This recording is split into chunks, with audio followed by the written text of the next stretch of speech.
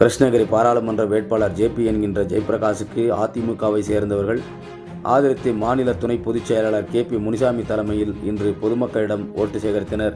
கிருஷ்ணகிரி மாவட்டம் கிளமங்கலம் அருகே ஜே காருப்பள்ளி ஊராட்சி தலைவர் ரவி அவர்கள் இன்று கம்யூனிஸ்ட் கட்சியில் இருந்து விலகி அதிமுகவில் இணைந்தார்.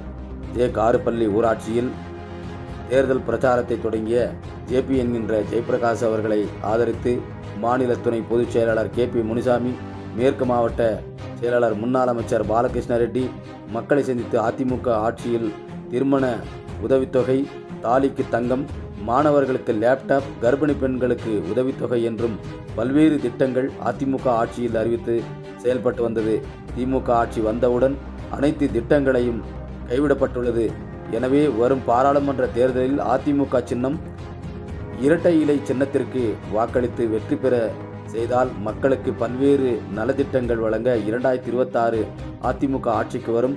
வந்தவுடன் மக்களுடைய பல்வேறு திட்டங்களை செயல்படுத்துவார் என்று எடப்பாடி பழனிசாமி அவர்கள் உறுதியாக கூறியுள்ளார்கள்.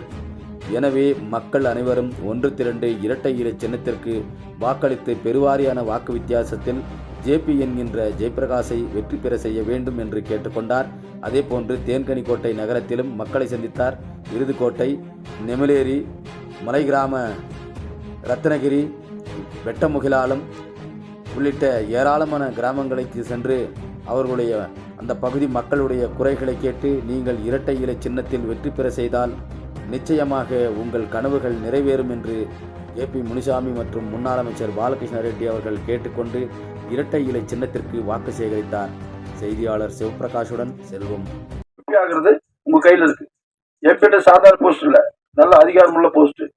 அந்த அதிகாரிகளை ஃபாரஸ்ட் மிரட்டலாம், டிஎஃப்ஓ மிரட்டலாம்னா நியாயத்துக்கு. நாம தப்புலாம் மிரட்ட முடியாது, அப்ப கெஞ்ச வேண்டியதா இருக்கும். அது மாதிரி ஒரு நல்ல பதவியை உங்களுக்கு கொடுத்தீங்கன்னா 3 மாசத்துக்கு ஒரு முறை வெட்டமுகலாளத்துக்கு வந்து உட்கார்ந்து எல்லாரையும் பார்த்து அந்தந்த காலகட்டத்தில் இருக்கிற என்னென்ன பிரச்சனை தெரிஞ்சுக்கிட்டு நிறைவேற்றுறதுக்கு இவரை உறுதி கூறுகிறார்.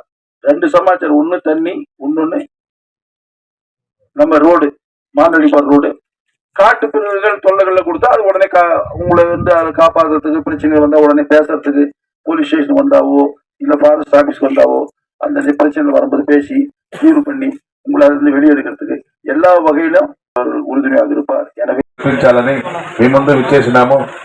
అత్యధిక ఓట్ల మెజారిటీతో గెలిపించి అతనిని పార్లమెంట్ కి పంపించి మన నియోజకవర్గ అభివృద్ధికి పాటుపడేదానికి అవకాశం ఏర్పాటు చేయాలని మిమ్మల్ని అందరూ సవినయంగా కోరుకుంటూ, ఈరోజు మీరు చూసే ఉంటారు ఎన్నో ఎంపీలు, ఒక 10 ఎంపీలు వచ్చిపోయింటారు. మన కళ్ళ ముందు చూసినట్ల మెంబర్గా మీరు కూసే ప్రతి చోటకి వచ్చే ఒక వ్యక్తికి అందుబాటులో ఉన్నటువంటి ఒక వ్యక్తి మన జయప్రకాష్, మన అభ్యర్థి. కాబట్టి మీ యొక్క పవిత్రమైన ఓటును ఆయనకి వేసి గెలిపించి ఇన్ని దినాలు లేని వాడికి జిల్లాకి ఏవో చేయాలని ఒక అక్కరుండే ఒక మనిషి, వాడికి ఇట్లా ఒక వాయిస్ సిక్కింది. మీకు తెలుసు మన పార్టీలో ఒక వాయిస్ అనేది ఒక అవకాశం సిక్కితే ఏమైనా చేయొచ్చును. అన్న కేపీఎం గారికి మంత్రి పదవి చిక్కి ఇది చిక్కే ఆయన ఈ జిల్లాలో కాకుండా రాష్ట్రంలోనే అనేకమైన కార్యక్రమాలు చేశాయి. అది మనకి కూడా ఒకసారి అమ్మ ఒక అవకాశం ఇచ్చే 2 సంవత్సరాల్లో కాకుండా ఇప్పుడు గంజా, మోద పరుకులంతా అమ్మే మనుషులు ఎవరు అంటే వాళ్ళ పార్టీలో ఉండేవాళ్ళే. అంటే విషయాన్ని పరిపాలన చేసి మంచి చేసే విధానంగా లేదు వాళ్ళ పాలసీ అంతా. అన్ని తరాలుగానే వాళ్ళు ఈ రాష్ట్రాన్ని ఎలాంటి అన్ని తరం సారాయిని, ఇంకా రియల్ ఎస్టేట్, ఇంకా సినిమాని, ఇంకా మోద పరుకులు ఇట్లా ఇదంతా చూస్తే వీళ్ళ రాష్ట్రాన్ని ఉద్ధరించే మాదిరి లేదు, ప్రజల్ని ఉద్ధరించే